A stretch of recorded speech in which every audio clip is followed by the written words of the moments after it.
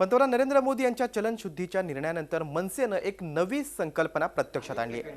2000ची note घेऊन या आणि सुट्टे पैसे घेऊन जा असा उपक्रम नगरसेवक संदीप देशपांडे आणि संतोष धुरी यांनी दादर माहीम प्रभादेवी भागात सुरू केला। याचा आढावा घेतला आमचे प्रतिनिधी दिनेश दुखंडे यांनी।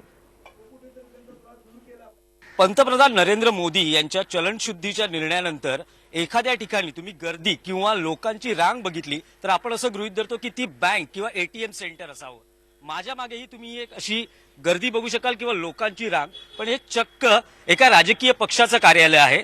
दादर येथील मनसेचं हे संपर्क कार्यालय आहे। नेमकं या कार्यालयात काय चाललंय हे आपण बघणार आहोत।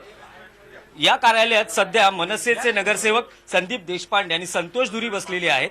ही बँक आहे, एटीएम आहे, लोकांना इथे त्यांचे 2000 रुपये सुट्ट्या स्वरूपात मिळत आहेत। नेमकं काय घडतंय हे आपण त्यांच्याकडूनच जाणून घेणार आहोत। संदीप, तुम्ही सांगाल की नेमका काय हा उपक्रम किंवा संकल्पना आहे? हे घ्या ताई, मोजून घ्या इथेच। विषय असा आहे की आज लोकांना सुट्ट्या पैशाचा खूप त्रास होतोय। 100-150 रुपयाची खरेदी करायची असेल तर त्यांना मिळत नाही, कारण सगळ्यांकडे 2000च्या नोटा आहेत। त्यामुळे त्यांना सुट्टे पैसे उपलब्ध व्हावे, त्यांची खरेदी सुकर व्हावी या उद्देशाने आम्ही त्यांना सुट्टे पैशाची मदत करण्याचा प्रयत्न करतोय। तुमच्याकडे हे सुट्टे पैसे कसे उपलब्ध होत आहेत? आज आम्ही आमच्याकडे जवळजवळ 100-150 कार्यकर्ते जे आहेत आमच्या दादर माहीम विभागाचे, त्यांना प्रत्येकाला आम्ही टार्गेट दिलेलं आहे की कमीत कमी 2000 रुपये तुम्ही सुट्टे करून आणा। त्याप्रमाणे त्यांनी 2000 रुपये सुट्टे करून आणलेले आहेत आणि तेच सुट्टे पैसे आम्ही लोकांमध्ये डिस्ट्रीब्यूट करतो। 2000 रुपये सुट्ट्या स्वरूपात जेव्हा तुम्ही देतायत, काय अट आहे?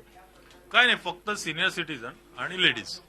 काय सांगाल की मोदींच्या निर्णयाविषयी काय वाटतं? तुम्ही आज सुट्टे पैसे करून घ्यायला आलेला आहात, 2000 रुपयाची नोट मिळते, काय सांगाल? मी मार्केटमध्ये जाते, माझा भाजीचा व्यवसाय, त्यामुळे खूप माझा काही छोटासा धंदा आहे, त्यामुळे मला खूप अडचण येते।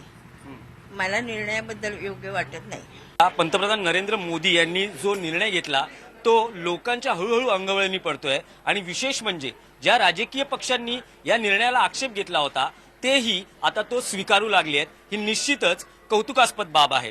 व्हिडिओ जर्नलिस्ट रवी चव्हाणसह Dinesh Dukhande, Zee media, Mumbai. Zee 24 तास रहा एक पाऊल पुढे।